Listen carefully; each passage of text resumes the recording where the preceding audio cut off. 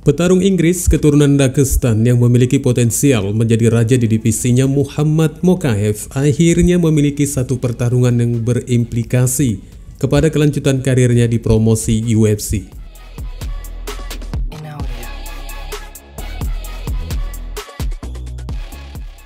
Padahal dalam catatannya, petarung 23 tahun ini masih juga belum terkalahkan oleh para lawan-lawannya.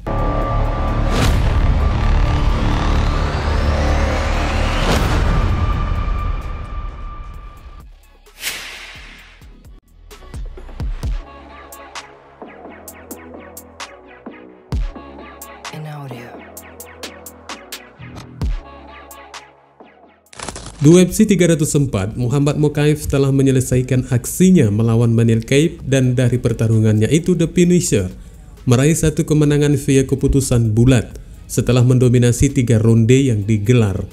Namun tanpa banyak yang menduga kemenangannya itu berimplikasi pada kelanjutan dansanya di oktagon milik Dana White. Seperti yang telah dijelaskan beberapa waktu lalu, pertarungan Mokaev di Manchester ini merupakan pertarungan terakhirnya sejak kontraknya bersama UFC disepakati sejak tahun 2022 lalu. Namun entah kenapa setelah pertarungan yang terakhir ini terkategorikan membosankan dan terlihat adanya drama di antara kedua petarung, baik dari Mokaev itu sendiri maupun Manel Kape.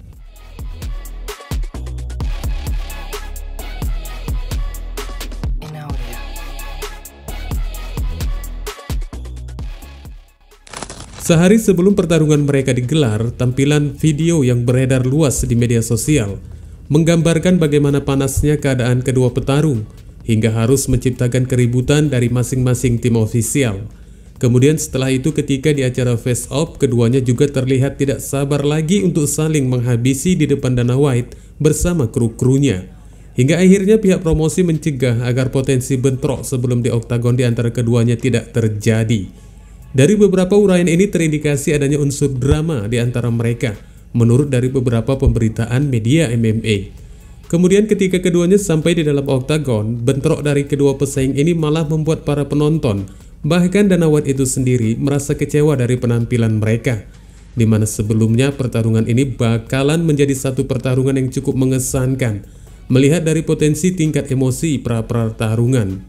Satu momen yang harus dipertanggungjawabkan oleh keduanya, baik itu Mokaev maupun Manel Kape, ketika wasit menegur keduanya akibat terlalu lama berhati-hati hingga tidak satu pun dari mereka yang melancarkan serangan lebih dulu. Dan tampilan dari teguran wasit ini merupakan satu momen yang sangat jarang terjadi di dalam oktagon, hingga menimbulkan kesan bahwa lingkaran pertarungan itu tidak menempatkan para pria pemberani.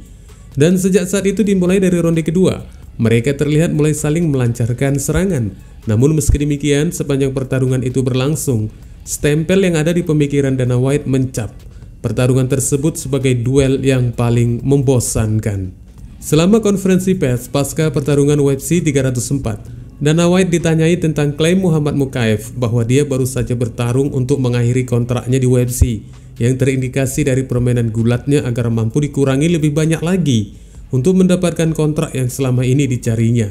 Iya, sepanjang pertarungan berlangsung, Mokaev memang cukup mendominasikan pertarungannya dengan gaya gulat, dan entah kenapa pada akhirnya Dana White membenci gaya pertarungan The Finisher di UFC 304. Yeah, that's what we tell guys. We tell guys how to fight and tell them what we've been doing this for a long fucking time. I'm sure one of the matchmakers probably said something to him or whatever, but yeah, the matchmakers aren't big fans of his for many different reasons, and not just there's a lot of people who shoot takedowns in this business. You know, a lot of guys that fight with that type of style, but it's a lot more than just that. Yeah, he is. He's under contract. He's not under contract anymore. I think the PFL is going to get a great undefeated guy. Really. Good luck to him. Dengan rekor MMA 13-0 dan 8 pertarungan belum terkalahkan selama berada di UFC, cukup disayangkan jika Mokaev yang digadang-gadang sebagai calon raja di divisi kelas terbang benar-benar akan berakhir dengan UFC. Karena seperti yang diucapkan Dana White, jika PFL akan mendapatkan pemain yang hebat dan belum terkalahkan, tampaknya itu semacam bentuk anjuran untuk bergabung ke promosi tersebut, karena UFC tidak menginginkan gaya pertarungan seperti yang ditampilkan Mokaev terakhir kali itu. Patut juga untuk dimaklumi, karena selepas UFC 304, Dana White memang terlihat agak stres melihat beberapa pertarungan yang tidak sesuai dengan ekspektasi, hingga akhirnya implikasi buruk itu pun mengarah kepada Muhammad Mokaev.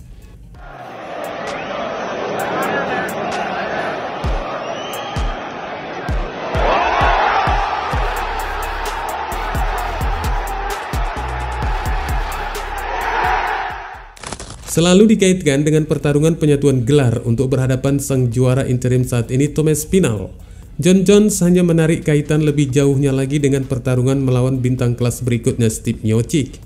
Dan ketika Spinal memberikan seruannya, mantan juara kelas berat itu malah memberikan satu reaksi yang cukup semacam memberikan hiburan untuk melegakan keinginan Aspinall. Kemenangan KO Thomas Spinal terhadap lawannya di UFC 304 terhadap Curtis Blaydes di ronde pertama cukup untuk menjanjikan bahwa petarung Inggris itu memiliki perlawanan yang berarti bagi Jon Jones. Namun kelihatannya konflik tentang penjodohan di antara kedua petarung elit divisi kelas berat ini belum juga menemukan kepastian. Pada akhirnya, Dana White yang menjadi hakim di antara potensi ini, jika sebelumnya mengklaim permainan Muhammad Mokaev cukup membosankan dengan dominasi gulatnya, CEO UFC itu juga mungkin disepakati memiliki kebijakan yang membosankan, hingga harus tetap memaksakan pertarungan Jon Jones versus Steve Miocic yang hingga kini belum terkonfirmasi resmi. Padahal sebaliknya Thomas Spinal adalah potensi nyata untuk lawan bentrok The Bones. Pasca UFC 304 di acara konferensi persnya, Spinal mengatakan, Jon Jones adalah juara yang tak terbantahkan, tetapi aku adalah yang terbaik di dunia jika itu masuk akal. Kita tahu apa yang dilakukan Jon. Jon ada di sana dan berharap aku akan kalah dari Curtis Blaydes malam ini. Jangan berbohong tentang itu. Aku tahu dia sudah banyak memposting tentang itu bahwa aku akan kalah dari Blaydes. Tapi itu tidak terjadi, jadi itulah pertarungan yang aku inginkan selanjutnya. Seperti inilah ketegasan dari Thomas Spinal, namun tampaknya dianggap satu ocehan geli oleh Jon Jones, yang langsung memberikan balasannya lewat tweetan di media sosialnya dengan menuliskan, penawaran dan permintaan pada titik terbaiknya, aku menyukainya. Kata Jon Jones menanggapi seruan dari Thomas Spinal. Iya, cukup bisa dijadikan argumen bahwa ada satu alasan bagi The Bones yang tetap mempertahankan keinginannya bertarung dengan Steve Miocic, mengingat di antara veteran MMA ini akan mengakhiri karir mereka setelah digelarnya bentrok sesama mantan juara tersebut, hingga akhirnya menimbulkan kesan jika Jones juga tidak ingin di akhir jabatannya menerima sesuatu yang buruk dari Thomas Spinal. Sebaliknya bagi Spinal juga sangat mengharapkan bentroknya dengan The Bones, yang jika saja mampu mengalahkan petarung dengan sejuta senjata itu, maka legasinya sebagai juara di kelas berat benar-benar sempurna. Wassalamualaikum warahmatullahi wabarakatuh.